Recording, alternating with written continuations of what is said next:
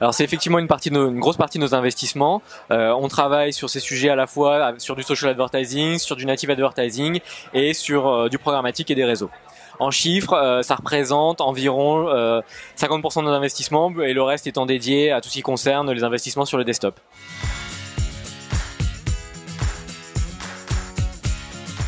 Alors il y a différents types de fraudes. On a constaté que un certain nombre de nos téléchargements provenaient effectivement de sources frauduleuses. Il y a différents types de fraudes. On peut parler notamment de fausses attributions, c'est-à-dire que des partenaires vont s'attribuer des installations qui en réalité proviennent soit de trafic organique, soit d'autres partenaires.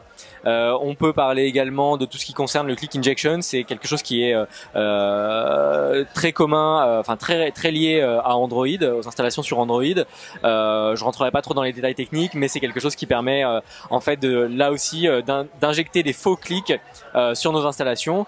Dernier point, ce sont les installations avec trop d'engagement en amont, c'est-à-dire un certain nombre de clics bien trop élevés par rapport au nombre d'installs qui s'en suivent, et dans ce cas-là, on va automatiquement les exclure de nos modèles.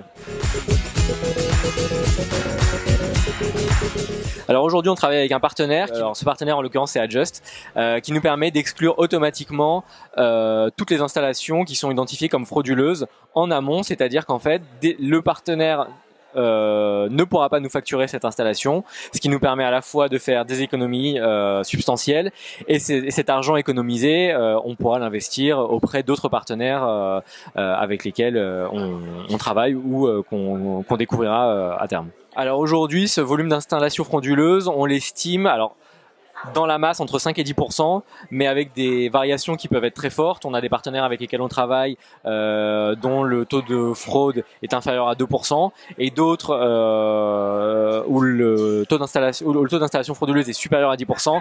Et là, à ce moment-là, il faut vraiment prendre des mesures très fortes pour contrer ces problèmes.